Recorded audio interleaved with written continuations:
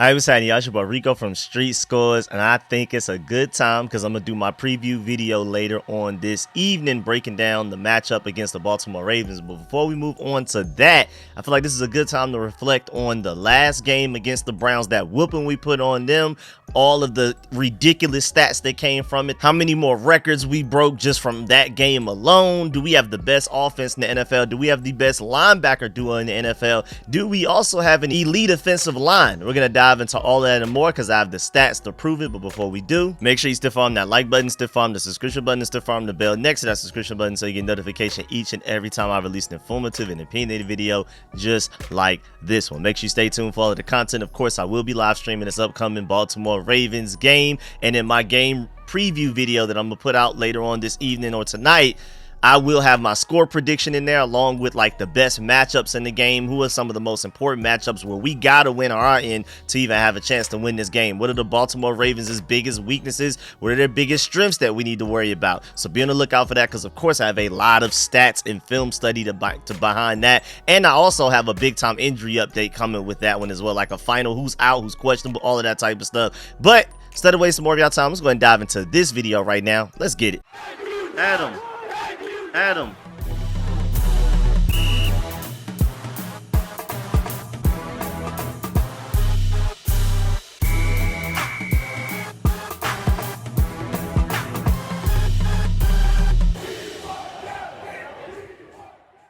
All right, so before we even dive into like all of the different individual stats, first of all, the Washington Commanders, just to let you know, and I'm pretty sure a lot of y'all have already heard this and realized it, that we already have as many wins through 5 weeks of this season as we had all last season through 17 games, 18 weeks. That is absolutely insane. Also, we are now 4-1 for the first time since 2008, and this is only the second time we've done it in 25 years. Also, this is the first time Washington has won back-to-back games by 20 or more points since 1997. That is insane as well. Now let's get to Jayden Daniels, because he did a lot of crazy stuff. First of all, the last time a rookie quarterback beat a Jim Schwartz defense was in 2016. He has been killing rookie quarterbacks, and even though Jayden Daniels, you could argue, had the worst game he's had so far, especially since like he's actually developed as a quarterback and figured things out, he still managed to like make some elite, high-level, top 5 quarterback plays against them. And overall, I mean, we only ended up with 34 points, but we easily could have put up 50 on them if Jayden Daniels wasn't sitting pretty much the entire fourth quarter and we took our gas off of the pedal. If we really wanted to, like how we did against the Cardinals, we definitely could have scored more points in that fourth quarter. Also, that Jayden Daniels 41-yard touchdown pass to De'Ami Brown is the longest of his career. Not his longest pass, but specifically his longest touchdown pass, just to remind you of that. Also, at a certain point in that game, before the game was even over, Jayden Daniels had set a record for the most rushing yards for a quarterback in their first 5 games, even surpassing Robert Griffin. You have Steve Young now 4th, Robert Griffin 3rd, and Bobby Douglas 2nd of the Chicago Bears, and then now Jayden Daniels 1st. He just broke a record that was withstanding since 1969. And just to let you know, he had 262 yards when he broke the record. He ended up finishing the game with 300, just to let you know. And then again, that was all before even halftime happened. But again, he finished with 300 yards. Then also, no player in NFL history has had a 1,000-yard passing and 250 yards rushing in their first 5 career games until Jayden Daniels. In NFL history, nobody has ever done that. Also, Jayden Daniels forced 4 unblocked pressures in the first half, converting all 4 into first downs, 2 of 2, 78 yards, 2 scrambles for 38 rushing yards. And Daniels has generated a 13.5 a positive plus 13.5 EPA per play against unblocked pressures, the most by any quarterback in a game since 2018. Also, if you look at this chart right here, when you're just looking at pure quarterback efficiency, Jayden Daniels is the most efficient quarterback in the NFL based on completion percentage above expected. That's the x-axis, and the y-axis is EPA per play. That's passes, rushes, and penalties. Jayden Daniels is, advanced stats-wise, the best quarterback in the NFL. So if you're making an argument for whether Jayden Daniels should be at least in the MVP conversation, let alone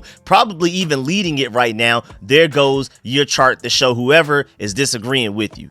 Also, just to let you know, Jayden Daniels exited the game with almost an entire quarter left, which left Robert Griffin as the only quarterback in franchise history to run for over 100 yards in a game, because he had 138 yards in 2012 versus Minnesota. Remember, that was the one play where he ran down the left sideline for a like 80-yard touchdown or something like that. But just to let you know, Jayden Daniels easily could have gotten that in this game against the Browns, this past game against the Browns, if they would have kept him into the game, because he had 82 yards when they took him out of the game early in the fourth quarter. Again, so far, as of today, Robert Griffin is still the only quarterback in franchise history to have a 100-yard rushing game.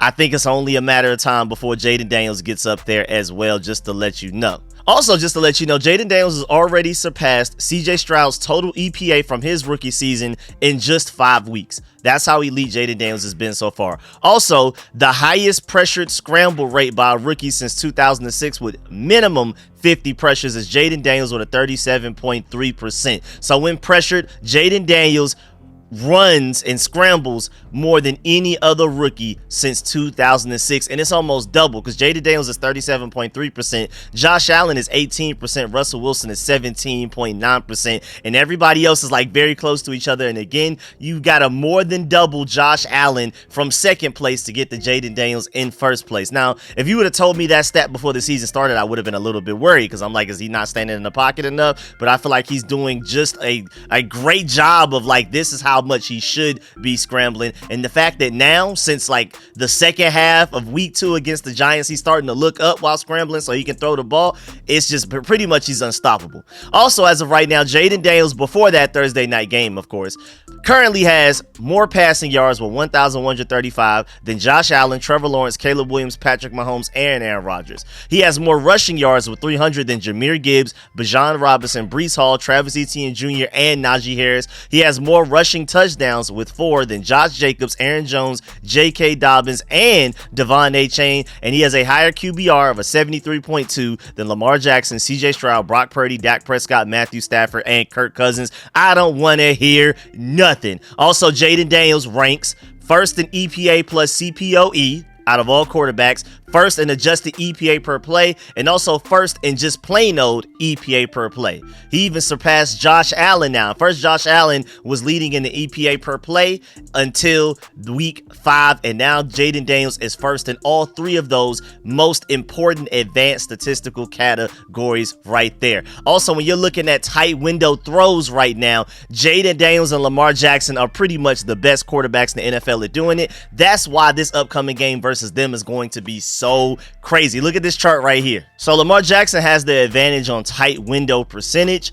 Jayden Daniels has the tight window throw open rate advantage. And I'm not gonna lie, if I had to pick one, I'd prefer to be Jayden Daniels if I had to choose between the two. But right now, both Baltimore and the DMV area is sitting pretty with their quarterbacks with the elite level of play. This has nothing to do with you using your legs. This is purely just throwing the ball in the tight windows and being extremely accurate. You can make an argument just off of this chart alone that Jayden Daniels and Lamar Jackson are the most accurate quarterbacks in the entire NFL. And then when we're talking about EPA in man and zone, Jayden Daniels is the best quarterback in the NFL against zone, and he's the second best quarterback in the NFL against man. CJ Stroud's killing it against man, but bottom 8 versus zone. Jayden Daniels is a healthy blend of both, being elite at both. I mean, again, literally number 1 EPA versus zone, number 2 EPA versus man. Again, another argument. If somebody's disagreeing with you about Jayden Daniels balling out this season,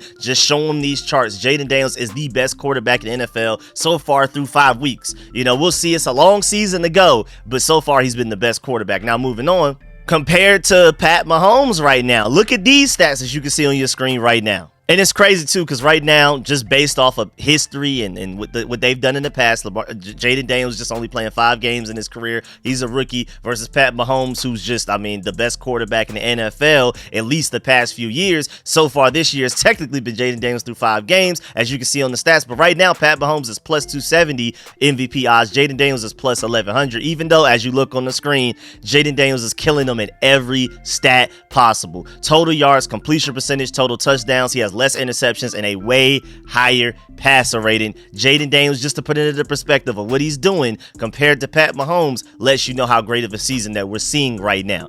Also, shouts out to Pro Football Network for this right here. When it comes to passer rating while under pressure, Joe Burrow's first in the NFL with a 121.4.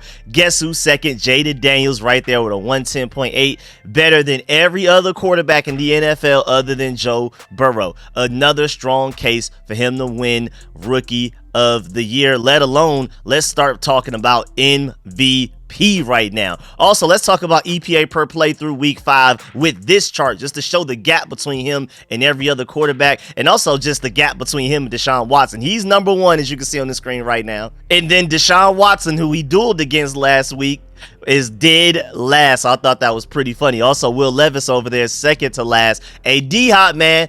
Somebody please show D-Hop this chart, man. Get him to demand a trade to the Commanders specifically, man. Type of stuff. Also, we can talk about EPA against single high and 2 high man coverages. When it comes to single high coverages, Jayden Daniels is the best quarterback in the entire NFL against that. When it comes to 2 high, he's only behind, you guessed who, Lamar Jackson, again with another stat. So Jayden Daniels is either the best at something, or at worst, he's the second best at pretty much every stat we've looked at, compared to Joe Burrow in pressure, compared to CJ Stroud versus man coverage. Everything else, Jayden Daniels has been literally number 1 at, and if he's not number 1 again, he's number 2. Speaking of number 1, Jayden Daniels also currently leads the NFL with a 94.2 intermediate passing grade by Pro Football Focus right now. Out of all quarterbacks, not rookies, all quarterbacks. Also, I just want to remind you, shouts out to All Galdi for pointing this out. Dak Prescott is making $60 million per year right now. Jalen Hurts is making $51 million per year. Daniel Jones is making $40 million per year, and Jayden Daniels isn't even making $10 million per year. The point is, this is your Super Bowl window. I know it's hard to say, year 1 on a rebuild, and even though we're exceeding everybody's expectations right now, I know it's hard to say that we're Super Bowl contenders, but your Super Bowl window is the widest is ever going to be while your rookie quarterback, while your elite quarterback is still on a rookie contract making pennies compared to what other elite quarterbacks at his level or even below his level are making in the NFL right now. The fact that Jayden Daniels is outperforming these guys that's making at best only 25% of what Daniel Jones is making, even less than that of Jalen Hurts, and only 17% of what Dak Prescott is making right now. And he's outplaying those guys, which gives you the opportunity, because this is a cap space league, to pay other position groups to build around this elite quarterback and go after a Super Bowl. I mean, it's hard to say, like, should we do it right now? Should we mortgage the future and do everything we can to win a Super Bowl this year? It's hard to say that. It's like there's a fine line. There's a nice balance of trying to do whatever you can to win this year, but also set yourself up to be great for the future as well. But can we please get something done before his rookie contract ends? We're ahead of schedule, I know, but these are things that need to be talked about, discussed, and definitely planned ahead, because, I mean, it doesn't get any sweeter than your quarterback on a rookie contract right now. Also, shouts out to All Galdi for this one. He said 3 quarterbacks who were viewed as dream gets for the Commanders in their 2022 quarterback search that resulted in the trade for Carson Wentz: Aaron Rodgers, Deshaun Watson, and Russell Wilson. Amazingly, Washington is better off having traded for Carson Wentz technically as opposed to any of the other 3 guys. That is actually an amazing point. When you really reflect and look back, we are lucky to end up having chosen Carson Wentz, because it basically led to a domino effect of us ending up with Jayden Daniels rather than being stuck with one of those other guys or trading them away, and then they're winning you enough games to where you're not good, but also not winning, not losing enough to where you can pick high enough to even get a Jayden Daniels. So thank goodness for the Carson Wentz situation that Ron Rivera and those guys put us in. Now, also moving on now, talking about the offense, Cliff Kingsbury. I'm always going to emphasize the king there, because he's been killing it right now. Just to let you know, the Washington Commanders have the #1 scoring offense in the NFL at 31 points per game. Also, Tress Way, it's crazy because he punted only once weeks through 2 through 4, but he punted twice within just the first quarter of week 5, and the offense still managed to put up 34 points. And again, they could have went for 50, which my point is, this offense still isn't even perfect. It still hasn't even reached its peak. It's not at its highest explosive capabilities. It's not the most efficient it can be just yet, and we're still dominating. That's what has me really excited about the future, and why I don't think we're just going to suddenly fall off of a cliff, because there are things you look at on tape and clearly point to, like, we can be better there. We can be better. Jayden Daniels can be better there. The receivers can be better there. Cliff Kingsbury could have designed this play better. He could have done a better play call here. You still have all of these deficiencies, and this offense is still the #1 scoring offense in the NFL. That should scare the mess out of everybody else in the entire NFL. Also, at a certain point in that game against the Browns, we were up by 25. We outgained them 365 yards to 94 before we got the garbage time, just to let you know. Also, the Commanders scored 30 points in 3 straight games for the first time since 2005, and this is only the 8th time it's ever happened in team history. Also, the Washington Commanders have scored 3 rushing touchdowns in 3 consecutive games for the first time in franchise history. That's insane. Even with the John Riggins days, the fact that we never did that is wild. Also, the Commanders are the second team in NFL history to have 3+ rushing touchdowns in 4 of their first 5 games of the season. The only other team to ever do it, the 1954 San Francisco 49ers. That is insane. Also, Washington is the first team since 1970 to score 150 or more points in their first 5 games while starting a rookie quarterback. Again, there are just so many different stats to show you not only that this offense is historical, but Jayden Daniels specifically is the best rookie quarterback of all time. Also, let's look at passing and rushing efficiency when it comes to drop back EPA per play and rushing EPA per play. Compliments to the entire offense, but most notably the orchestrator, the general himself, Cliff Kingsbury. If you look on the screen right now, yeah, shouts out to the Ravens. You know, they're top 5 in passing efficiency. They're second in rushing efficiency. But how about the Washington Commanders being first in both at the top right, just like a lot of the Jayden Daniels' charts as well. This is insane. Also, shouts out to my boy Mark Bullock, because my boy Let Martella asked one sentence to take away from the Browns game. He replied, my boy Mark Bullock replied, offense ceiling is stupid high. They've come nowhere close to getting near it, and they're still getting 30 points per game, which brings up my point that I brought up earlier, which I completely agree with. You're still finding a lot of mistakes that we're making, and the fact that we're still this efficient and explosive while making those mistakes, just imagine when we start to fix them and become a little bit better at doing what we do. Whatever we're doing right now is the best in the NFL, and we're not even doing it to the best of our capabilities. That's the scariest part. Also, the Commanders have scored 150 plus regulation time, no overtime points through 5 games. Shouts out the Rush Manual for this stat. The last time Washington had a 5-game stretch of 150 plus points scored without the aid of overtime was the start of the 1999 season. That is crazy. The only other time was 2012, but we also had OT to help with that. Remember, we beat the Ravens specifically in overtime. RG3, that was the first time he got severely hurt, and then Kirk Cousins had to step in and help us win that game. But that is crazy. Without overtime included, the last time we've had a 5-game stretch of 150 plus points was the 1999 season. We're not even just talking about the first 5 games of a season. We're talking about just 5 games in a row ever, no matter what part of the season, what dates you want to say. That's the only time we've had a 5-game stretch of 150 plus points without overtime. Also, the Commanders through 5 games in 2024. How about a rushing wise? Shouts out to Cliff Kingsbury for actually running the ball, where Eric Bieniemy promised us that, but he didn't even try to. Commanders through 5 games in 2024, 168 carries compared to last year, 359 carries, but of course only 5 games, not 17.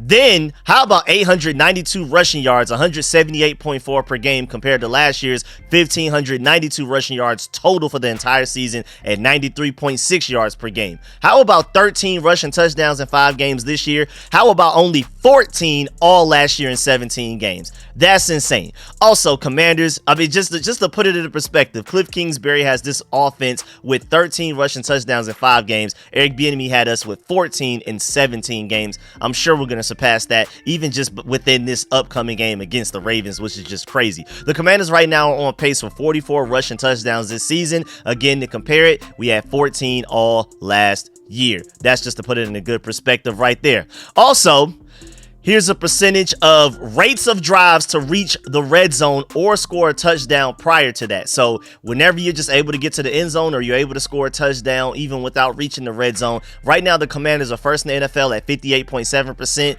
The 49ers are a distant second at 47.9%. Detroit right behind them at 47.7%. So there is a 10.8% difference between us in first place and the San Francisco 49ers in second place. There's only a 0.2% difference going from second place to third, and the same difference going from third place to fourth. And that's a two-way tie between Philly and New Orleans. That's how much of a gap we have over the rest of the NFL. It's not even close right now. Like, honestly, there's a bigger gap between us in second place than second place and 13th place, which happens to be the Kansas City Chiefs led by Pat Mahomes. This is how historical and elite we've been. We're literally the best offense in the NFL. There's no debate about it. If anybody disagrees with you, again, refer to this video. Also, Washington ranks third in red zone plays run, tied for second with 13 touchdowns in the red zone, and have the most rushing attempts in this area in the red zone as well out of the entire NFL. So shouts out to everybody, the diversity of Cliff Kingsbury putting everything together. Also, when it comes to non-scripted EPA per play versus scripted EPA per play, and if anything, this is technically more of a compliment to Jayden Daniels, but if you look on the screen right now, and this is my, their offensive coordinator for the Ravens used to be my Georgia Bulldog offensive coordinator that helped us win those 2 championships. I already miss my boy Todd Monken, I'm not gonna lie. Bobo cool, but Todd Monken was a different type of guy. But either way, you have the Baltimore Ravens #1 with the best scripted EPA efficiency in the NFL. They are the most efficient offense when scripted, when literally doing what they're supposed to do. So these are the first 15 offensive plays. When you prepare the whole week and you come through like the first drive or two and you already know what you're going to do before the game even starts and you're going through that script, the Baltimore Ravens are the best at that in the NFL. We're not far away though. We're still like top 8, top 10, but we are the best once that script is done. Once it's okay, now it's mano y mano. We know what each other's trying to do, what our offense is trying to do, what the defense is trying to do, and we're trying to make adjustments. We're trying to take advantage of what the defense is showing us, what they're weak against and things like that. We are the best by far in the NFL at that. So Cliff Kingsbury also deserves a big, huge credit for that. I would also give Jayden Daniels a credit for that as well, like I mentioned earlier, because as the game goes on, he starts to get better and better. But I feel like if anything, that's really a big time Cliff Kingsbury sort of accomplishment right there. Also, 4th down conversions in 2023 through 17 games, we were 16 of 29 at 55.2%. How about this year? Shouts out to Dan Quinn. 8 of 8, 100%. Cliff Kingsbury also deserves most of the credit for that as well. But shouts out to Dan Quinn for believing in his offense and being like, man, just go ahead and go for it, man. We haven't missed yet. 8 of 8, perfect percentage on 4th down. Come on, dog. Now, running back wise, moving on. I'm seeing from Brian Colbert Jr. that apparently Brian Robinson's touchdown against the Browns was his first touchdown at home in his career. I hope that's not true. If that is, that's insane. Also, Brian Robinson now has 3 straight games with a rushing touchdown. It's looking a little ugly right now for his availability against the Ravens, but we'll see if he plays. I hope we can continue that streak. Now, receiver-wise, just to let you know, Terry McLaurin has passed wide receiver Jerry Smith for the 7th most receiving yards in franchise history. That's amazing.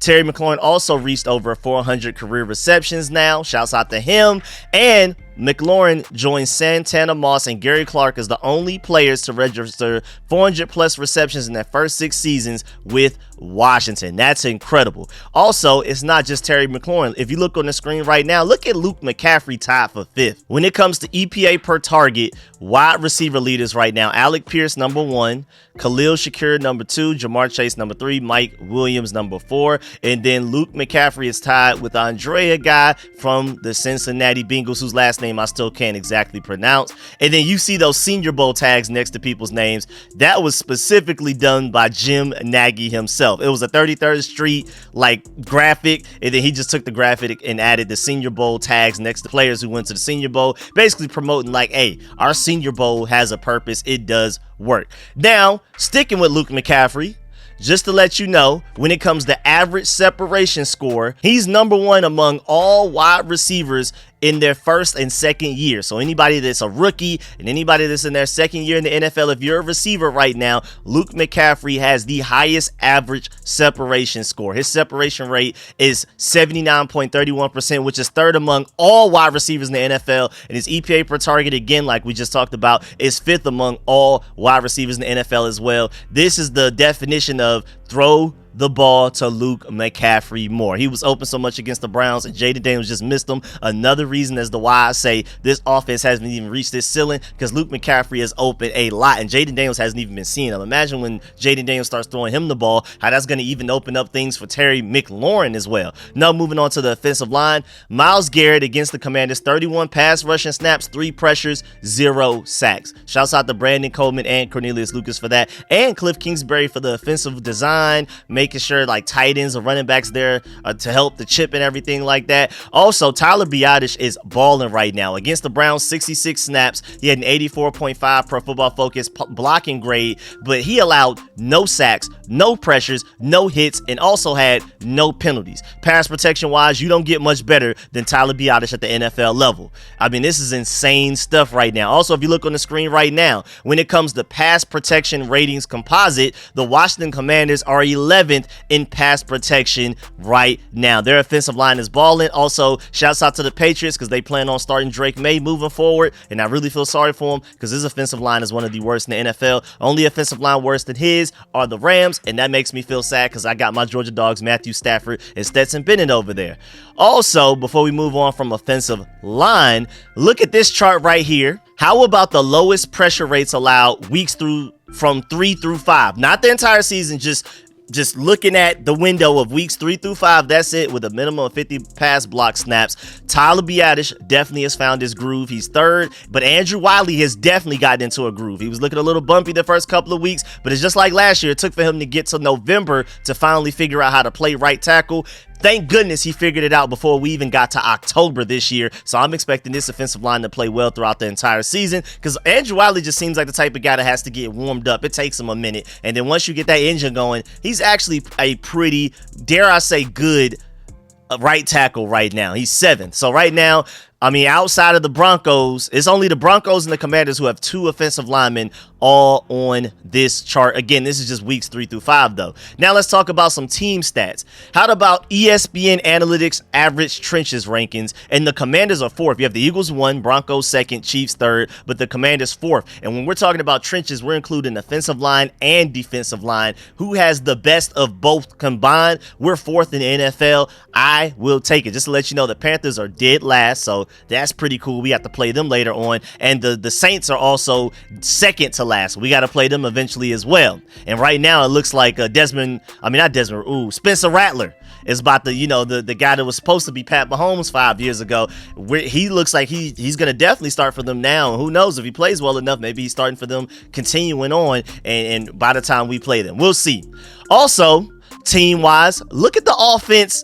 Of course, killing it. But as you look on the chart right now, even the defense is starting to kill it, man. We've improved. We used to be dead last by a wide margin. Like, you literally had to zoom this picture out because we were so far at the bottom. But now we're like bottom 6, right ahead of the Eagles, Panthers, Jaguars, Rams, and Bengals. So shouts out to the defense for they've had to climb a large mountain. Just like if you would have completely just put a window like the offensive line weeks 3 through 5 pressure rate allowed. If you would do that for the defense, we would probably be way higher than this. But the first couple of weeks are definitely holding us back, and especially that Bengals game. The first 3 weeks really is what's doing us really dirty on this chart defensively. But offensively, nobody can touch us right now. Shouts out to the Ravens. They're 2nd. That's cute. But how about being 1st? You know what I'm saying? Also, the Commanders through 5 weeks, 5th ranked total offense, 14th ranked defense. We are getting there. The defense is improving. I'm loving it. Also, the Commanders could go 64 consecutive scoreless drives and still have a higher scoring drive percentage this season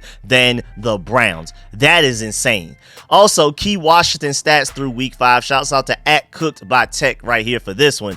Just to let you know, we're 5th in yards per game on offense. We're 2nd in rushing yards per game, 13th in passing yards per game. We're 1st in points per game. He said 2nd, but I've seen several graphics say 1st, and when I looked it up, I saw 1st as well. But either way, 2nd or 1st, whatever you want to call it, still elite. Then we're tied for 3rd in only 3 turnovers. We're 17th in sacks allowed. Then defensively, we're 4th in yards per game allowed, 13th in passing yards per game, 22nd in rushing yards per game, and then we're tied for 21st in points per game allowed. We're 24th in only 3 takeaways, and Joe Wood Jr. talked about that in this press conference, I think yesterday. He really emphasized that. I'm going to talk about that in my preview video later. And then 15 sacks right now. We're tied for 5th in the NFL. Then special teams wise, we're 16th in field goals made. And the only reason our percentage is that low because the first kicker we had, I can't even remember his name, K. York.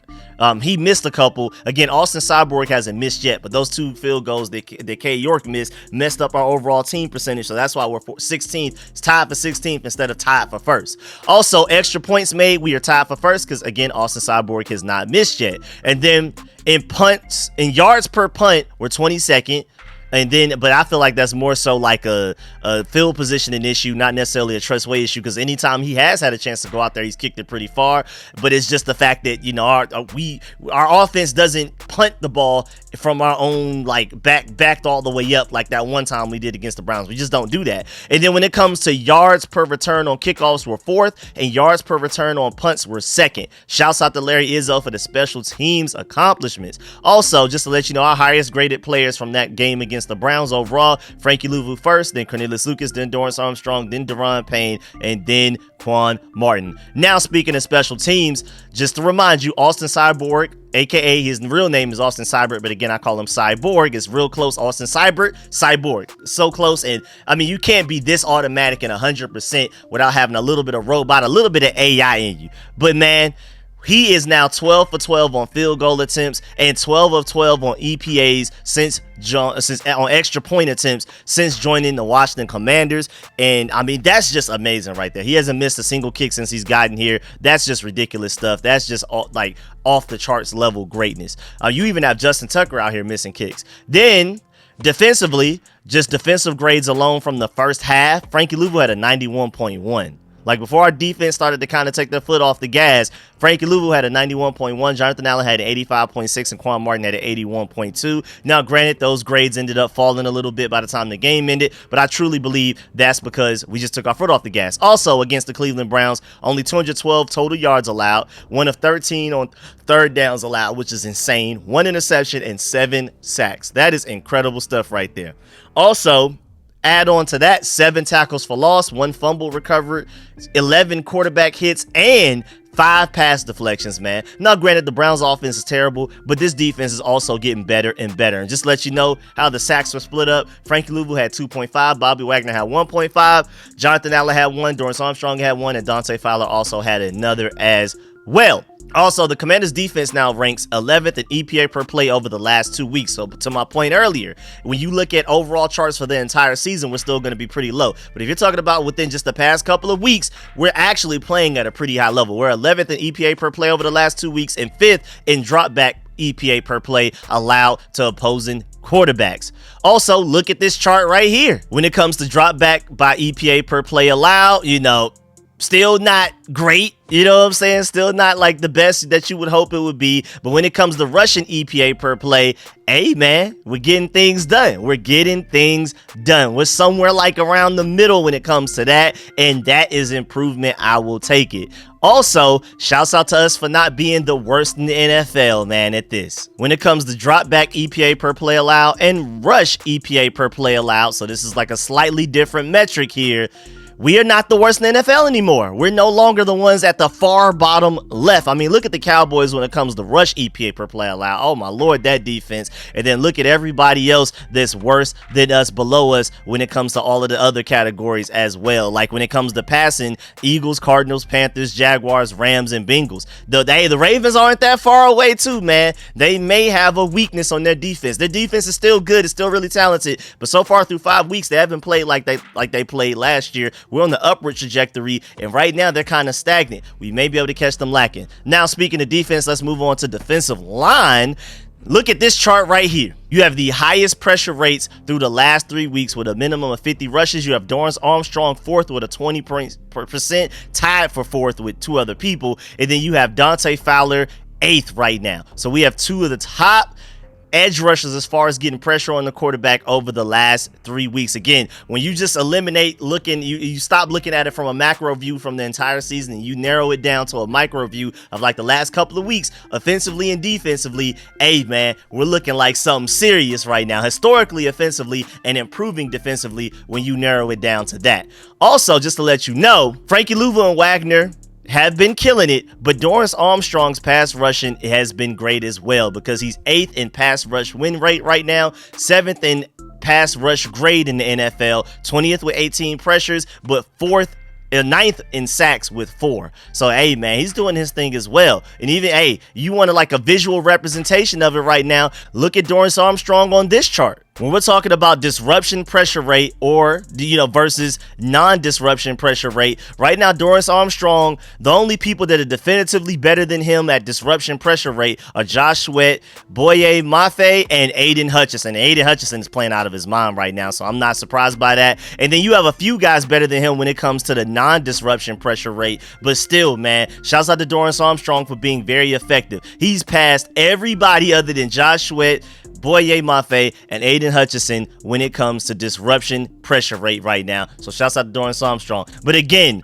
our linebackers were killing it as well. Let's talk about the linebackers. So Luvu has now recorded his 2nd sack of the game. He ended up with 2.5 sacks on the entire game. And it's his 3rd time in his career that he's had at least more than 1 sack in a game for the first time since week 2 of the 2023 season. So Dan Quinn is already bringing out the best in Frankie Luvu. And at the end of the day, he ended up with 10 pass rushing snaps. That's it. Still found a way to have 5 pressures, 2.5 sacks, a 93.5 pass rush grade, and technically 1 interception. Now, I guess that's what they're calling that from the Bobby Wagner situation. He also still had 7 tackles, 3 quarterback hits, 2 tackles for losses, and a fumble recovery, or again, what you want to call it, an interception, whatever you want to call it.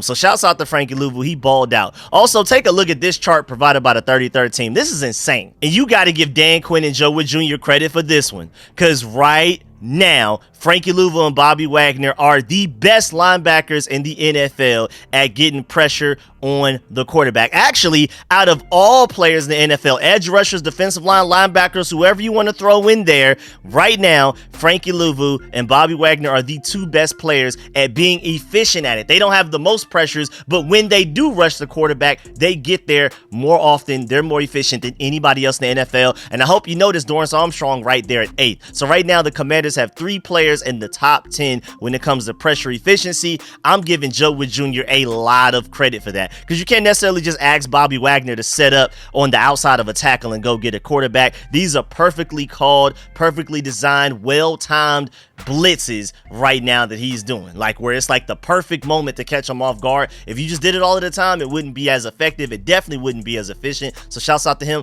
Also, Frankie Luvu and Bobby Wagner are right now tied for the 1st in the league in sacks among linebackers with 3 each right now. Incredible stuff. Then cornerback wise, I do want to point out the fact that Emmanuel Forbes only played 4 snaps against the Browns, whereas Benjamin St-Juste played 58, Mike Sanford still played 56, and Noah Benogany played 54. So it sounds like moving forward, you shouldn't expect much from Emmanuel Forbes. Now, granted, maybe it was an injury situation, but either way, it doesn't look like he's a guy that's going to be involved in the the defense very much. Also, moving on to safeties, look at Jeremy Chin on this chart, especially when it comes to raw Pro Football Focus separation prevented. Only Jabril Peppers, Rayshawn Jenkins, Brian Branch, and Kyle Duggar have been better than him, and Kirby Joseph. They are the only safeties in the NFL that are better at technically covering guys right now. Now, when you're talking about raw Pro Football Focus on-ball grade, he's above average. He's on the upper half of the chart, but he's not necessarily like elite at that. But when it comes to raw Pro Football Focus separation prevented, right now, Jeremy Chin is crazy. And I'm rooting for Cameron Curl, but if you look at the bottom left, it's not looking good for him. But I can't talk, because my boy Javon Bullard, my Georgia Bulldog, is also way far bottom left, but just in a different way. So, hey, man, this is crazy right now. Shouts out to Jeremy Chin. Sounds like we made the right decision moving on to him. And also, Joe Wood Jr. deserves credit for putting these guys in situations to win. Now, before we get up out of here, I also have a few more random updates to give you. Of course, we talked about it during the live stream and in my review video, but just to let you know, this team is having so much fun to the point that Deron Payne and Jonathan Allen did rock, paper, scissors to see who would stay on the field for a 3rd down play. And then I think Dorrance Armstrong ended up getting the sack. And it was, that's the type of fun we're having right now. Also, the Washington Commanders, just to let you know, as of today, are slated to pick 29th in the draft right now. I love to hear that. And y'all know I'm draft guy. I'm draft god. Look at what the shirt I'm wearing. Like, this is what I do. I love the draft. I love the offseason just as much, if not more, than the actual regular season. But I am happy to be potentially picking 29th right now. I would love love nothing more than that, because that means we've had so much success in the regular season. That means we not only won the NFC East, but we also won a playoff game or two, and we got at least close to the Super Bowl. I will take that any day, especially with the way that Adam Peters finds talent in the draft and free agency right now. We don't need top draft picks. And once you have the quarterback and the whole system ready, the whole coaching staff is on point, everybody's believing in the system. Look at what we're doing right now, just year one in a rebuild. So I don't think we need top 5 draft picks to put together an elite team moving forward, especially now that you have the franchise quarterback. Also, shouts out to Dan Quinn, because he presented London Fletcher a game ball as he did his post-game radio session after the Browns game, because he recently lost his wife to cancer. So prayers out to London Fletcher as well. But also shouts out to Dan Quinn for being such a great guy to go and hug London Fletcher after the game, to present him a game ball, and Adam Peters even went in to hug him as well. Just wanted to include that. I know that's technically not a stat, but I just felt like what other video could I include that in? And I wanted to make sure that y'all heard that. Also, if the Commanders, this is a good point by Marshall, if we just simply split the rest of our games this season, like we just went completely 500 from here on out for the rest of the season, yes, that would be disappointing, but that would still be a 10-win season, and I feel like that's one of our worst case scenarios. I don't feel like we're going to go 500. I feel like compared to the people we've already beaten, we have even easier opponents moving forward, so I'm really excited, especially defensively. Also, random, may not exactly have anything to actually deal with us for real, but I thought I should include this. I thought it was hilarious that the Cleveland Browns cut 6 players after they played us. They cut 3 off of their active roster and then 3 more after their practice squad to make room. So I just thought that was funny. The Browns cut 6 players after they played us. Again, that may not necessarily be like a direct correlation with how we beat them. I just thought that was funny to include. Also, shouts out to @MileHighMims for this one. I believe he is a Denver Broncos fan. But either way, he brought up a good point. Imagine showing this to somebody in 2021. Let me show you what he's talking about. So Fox Sports NFL put up a Twitter question. Who's the best one-loss team right now? The Houston Texans, the Detroit Lions, or the Washington Commanders? And that is a great point. Imagine going back to 2021 and showing somebody that the Texans, Commanders, and Lions right now through 5 weeks each only have 1 loss each. They would assume you were lying to them, playing a prank, you were tripping, you were on drugs or something. I just thought that was hilarious, because that is a great point. And hey, man, it's the way that the NFL works. You know, sometimes the bottom feeders eventually got to rise up through the cracks of the concrete and finally shine, man. It's our turn. You know what I'm saying? It's our turn. And if it takes the NFL script writers to get involved, I don't care. Give me a Super Bowl, man. But yeah, man, that's the end of this video. Please get in the comment section. Let me know how you feel about everything discussed in this video. Please stiff arm that like button, stiff arm the subscription button, and stiff arm the bell next to that subscription button so you get notification each and every time I release an informative and opinionated video just like this one. Let me know how you feel about everything discussed in this video. Please make sure you let me know how you feel about all of these stats, from Jayden Daniels being the best quarterback in the NFL according to a lot of stats, Cliff Kingsbury running the best offense in the NFL, us having one of the best O-lines. We have literally the best linebacker duo, at least at rushing the passer in the NFL. Our defensive line is starting to kick into gear as well. This run game is unstoppable. Let me know how you feel about all of these ridiculous stats, and of course let me know if you're ever going to use these stats against somebody that's not a Commanders fan as reference, like, hey man, you think we're not doing this, but we actually are doing this, and we're even doing it at a better level than you think, other fan from another fan base. So let me know if you ever utilize these pictures or videos. That's the reason I put these videos together, so y'all can use this in your debates with other fan bases. Please feel free to do so, and again, let me know in the comment section if you actually plan on doing it, and I really appreciate y'all, man. Again, make sure you stiff arm that like button on the way out, and again, I will be doing a preview video against the Ravens, breaking down a lot of advanced stats just like in this video, but breaking down why we do have a better chance to beat them than people actually expect right now. And of course, I'm gonna give you a big time injury update during that video as well. That'll be later on this evening / tonight, so stay tuned. I really appreciate y'all. I'm gonna catch y'all later. I'm out.